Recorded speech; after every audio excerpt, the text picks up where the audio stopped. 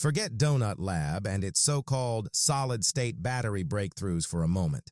There's another player that deserves far more attention, one that appears to offer a much more credible and promising solution. We're talking about a solid-state battery with an energy density of 400 watt-hours per kilogram, capable of delivering up to 1,500 kilometers, 932 miles, of range, along with a reported 70% improvement in safety. Even more interesting, the company behind it plans to begin real-world vehicle testing before Q3 2026. If you are visiting my channel for the first time, please subscribe and don't forget to press the bell icon. This announcement came directly from Chang'an Automobile, and it's surprising that it hasn't been on more people's radar until now. As one of China's big four automakers, Chang'an has a broad lineup that ranges from budget-friendly cars to premium electric vehicles, backed by multiple sub-brands.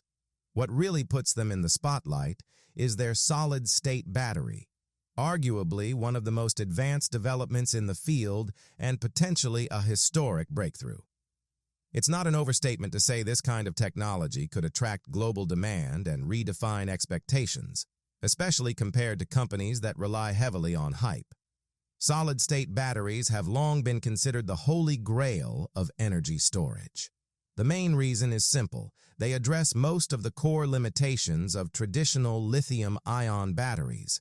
Instead of using flammable liquid electrolytes, they rely on solid materials, which greatly reduces fire risk and enables more stable and efficient chemical reactions.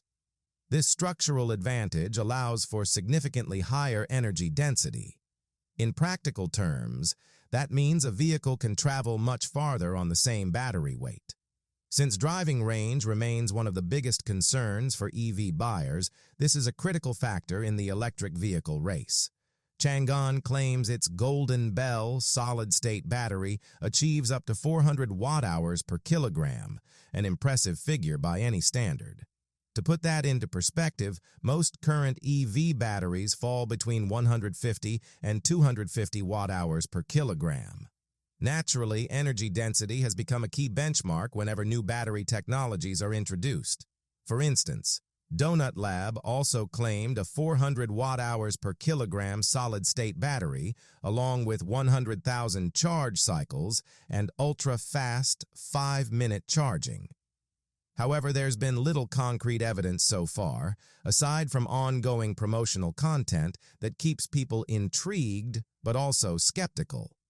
Until those claims are independently verified, it makes sense to remain cautious. In contrast, battery announcements coming from established Chinese manufacturers often feel more grounded, as they tend to follow through on their claims. In Chang'an's case, the 400 watt-hours per kilogram figure was even presented clearly during an official launch event. Most cutting-edge batteries today struggle to exceed 300 watt-hours per kilogram, so reaching 400 watt-hours per kilogram would represent a major leap, potentially doubling current standards. It's no surprise, then, that Chang'an claims its vehicles could achieve over 1,500 kilometers of range on a single charge under CLTC testing conditions. Of course, that figure may reflect ideal scenarios. Even so, if real-world performance lands somewhere between 1,000 and 1,200 kilometers, it would still be a huge improvement. Such a range could effectively eliminate range anxiety and bring EV convenience on par with, or even beyond, traditional internal combustion engine vehicles. Long-distance travel, even through areas with limited charging infrastructure, would become far less of a concern.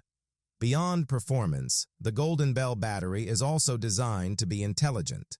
By 2026, integrating AI into battery systems is becoming increasingly realistic. Chang'an's battery is expected to support features like remote diagnostics, real-time monitoring, and predictive maintenance, identifying potential issues before they occur. This shifts the battery from being a passive component to an active, self-managing system.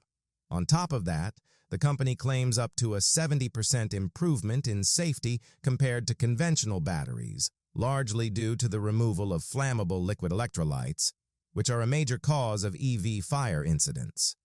To truly understand how significant Chang'an's solid-state battery could be, it helps to compare it with the battery technologies we use today. First, there's the LFP, lithium iron phosphate, battery. It's widely used by companies like BYD and even Tesla in some models. LFP batteries are known for being affordable, safe, and long-lasting.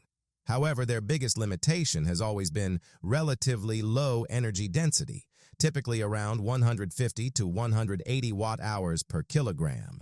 Because of this, vehicles using LFP either have shorter driving ranges or need larger, heavier battery packs to make up for it. In comparison, Chang'an's solid-state battery appears to outperform LFP in almost every way. With an energy density of 400 watt-hours per kilogram, it could potentially deliver double, or even more, the driving range without increasing battery size. That means lighter vehicles, better efficiency, and improved performance overall, from acceleration to energy use. Next are NMC, nickel-manganese-cobalt batteries, which are commonly found in higher-end electric vehicles. These offer higher energy density, usually between 200 and 300 watt-hours per kilogram. However, they come with trade-offs: higher costs, reliance on scarce materials like cobalt, and increased safety risks compared to LFP. For a long time, NMC has been considered the peak of lithium-ion battery technology, but even it may fall short of what Chang'an is claiming with its solid-state design. If NMC represents the best of the current generation, then solid-state batteries clearly belong to the next. Then there's Tesla's 4680 battery, which is often seen as a major advancement. While it improves cell design, reduces costs, and boosts efficiency, it's still fundamentally based on traditional lithium-ion technology. To be clear, the 4680 battery is still impressive, with energy density approaching 300 watt-hours per kilogram, but it doesn't match the potential of solid-state batteries. That brings us to the big question: can Chang'an actually deliver on these promises? The tech world is full of bold claims that never fully materialize. However, China has repeatedly shown its ability to rapidly turn new technologies into mass-produced reality. Companies like CATL and BYD have not only developed advanced batteries, but also deployed them at scale in a short time. If Chang'an can do the same with solid-state batteries, it would gain a massive competitive edge. This could put significant pressure on Western automakers like Ford and General Motors. They would either need to accelerate their own development or collaborate with Chinese companies to avoid falling behind. Either way, the balance of power in the EV industry is clearly shifting. And it's not just about solid-state technology. While much of the attention is on Chang'an's Golden Bell battery, the company is also working on another type of battery in partnership with CATL, one that takes a completely different approach. This alternative is based on sodium-ion technology. It may not match the performance of solid-state batteries, but it could play a major role in making electric vehicles more affordable. Right now, the world is heavily dependent on lithium, which comes with fluctuating prices and supply chain challenges. Sodium, on the other hand, is incredibly abundant. It's found almost everywhere, even in seawater. This makes it far cheaper and more accessible. If lithium is considered the white gold of the energy transition, sodium is more like common salt, inexpensive, widely available, and nearly limitless.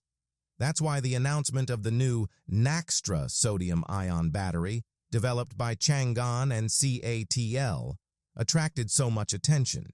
Its energy density is around 175 watt-hours per kilogram, which is lower than solid-state batteries and even some high-end lithium-ion options. But that's not where its strength lies. The real advantages of the Naxtra battery are cost, durability, and performance in extreme conditions. One standout feature is its ability to operate in very low temperatures. Reports suggest it can discharge at temperatures as low as -50 degrees Celsius while still maintaining stable performance, something that traditional batteries struggle to achieve. This capability is a huge advantage, especially in cold climates or high-altitude regions where traditional lithium-ion batteries tend to struggle. In such environments, lithium batteries often lose a large portion of their capacity and charge much more slowly. Sodium-based batteries, however, handle these conditions far better. The Naxtra battery also offers a driving range of over 248 miles. While that may not sound groundbreaking compared to solid-state batteries, it's more than sufficient for the mass market. In reality, most EV users don't need extreme range. A vehicle that can travel around 186 to 248 miles on a single charge is already practical for daily commuting and short trips. What matters more to most people is affordability and low running costs. This is exactly where sodium batteries have a major edge.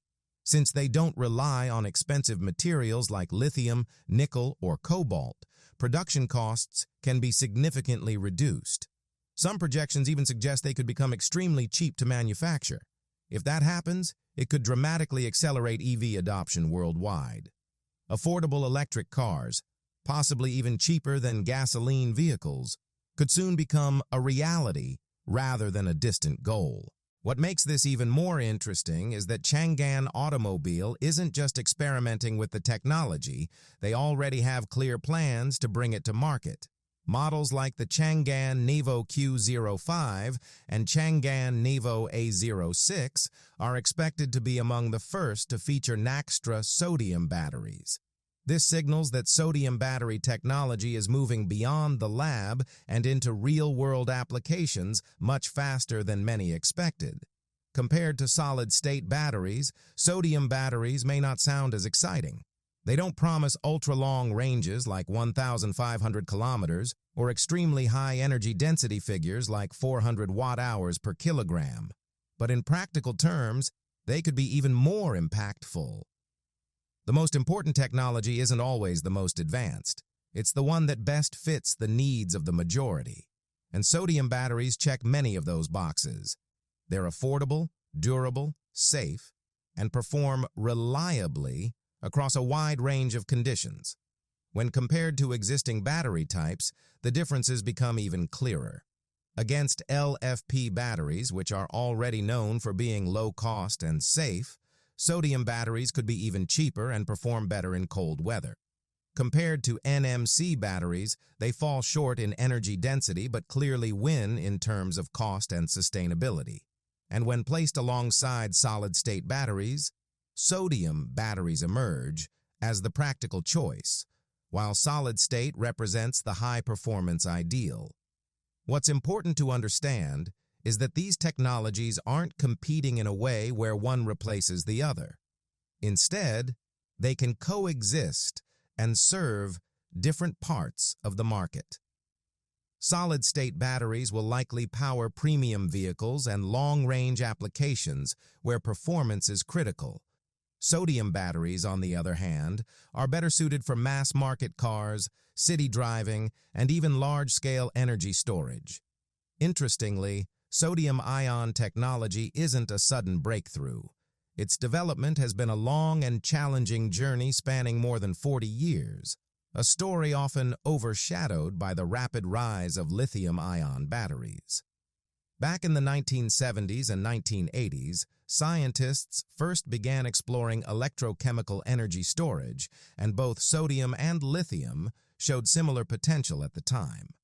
However, lithium-ion batteries quickly pulled ahead due to their higher energy density and better compatibility with available materials. As a result, most global investment and research focused on lithium, especially as it became the backbone of the mobile device revolution. Meanwhile, sodium batteries were largely ignored for decades. One of the biggest challenges holding sodium back is its physical size. Sodium ions are about 25% larger than lithium ions, making it much harder for them to fit into the electrode materials. It's like trying to fit a soccer ball into a space designed for tennis balls. This mismatch caused early sodium batteries to degrade quickly after just a few charge cycles, leading to very short lifespans and little commercial potential. On top of that, sodium has a higher atomic weight and lower electrochemical potential than lithium, which made it seem less efficient and less powerful. These limitations reinforced the belief for many years that sodium simply couldn't compete with lithium-ion technology. For a long time, sodium-ion technology simply couldn't keep up in a world where smartphones were getting thinner and electric vehicles demanded longer range. The real breakthrough came when scientists discovered how to better handle sodium ions by developing hard carbon materials for the anode, replacing graphite, which doesn't work well with sodium. This wasn't an easy process. Researchers spent years experimenting, trying to create structures that could accommodate the larger sodium ions without damaging the battery's internal framework. At the same time, improvements in cathode materials, like transition metal oxides and Prussian blue analogs, helped sodium batteries gradually improve their performance. Even with these advancements, one major challenge remained: economics. Lithium-ion batteries already had a well-established, highly efficient supply chain thanks to years of mass production. Building a new ecosystem around sodium was expensive and risky, so most companies hesitated. That began to change in the early 2020s, when the global EV boom pushed lithium prices sharply higher and raised concerns about long-term supply. Suddenly, sodium, with its abundance and availability from sources like seawater, became much more attractive. The current rise of sodium-ion batteries is really the result of three key factors coming together: supply constraints in lithium, breakthroughs in materials science that made sodium more viable, and a growing demand for energy storage solutions that prioritize safety and affordability over maximum performance. It's a great example of how ideas in science don't disappear. They just wait for the right moment. And now, both the technology and the market conditions are finally aligned for sodium to shine. Chang'an Automobile seems to understand this perfectly. Instead of betting everything on one breakthrough, they're developing multiple battery technologies at the same time. Their partnership with CATL plays a big role here. As the world's largest battery manufacturer, CATL brings unmatched experience and production scale. When a company like that commits to sodium batteries, it strongly suggests that large-scale commercialization is within reach. This is no longer just research. It's a full-scale industrial strategy. Looking beyond electric vehicles, sodium batteries could impact the entire energy landscape. Because they're low-cost and durable, they're ideal for storing renewable energy from sources like solar and wind. This is critical, since energy storage remains one of the biggest challenges in transitioning to clean energy. Affordable, long-lasting batteries could help solve that problem and accelerate the adoption of renewables worldwide. Of course, sodium batteries aren't perfect. Their lower energy density means vehicles may need bigger battery packs or accept shorter ranges. However, ongoing improvements are steadily closing this gap. And in many real-world applications, this limitation isn't a deal breaker. The bigger picture is this: not every breakthrough has to be the absolute best. Sometimes what truly changes the world is something that's good enough, but far more affordable, scalable, and accessible. Sodium batteries might be exactly that kind of innovation. Batteries are no longer just components inside electric vehicles. They are the foundation of an entirely new energy ecosystem. From transportation to grid storage and renewable power, whoever leads in battery technology will have a major advantage in shaping the global energy economy of the future.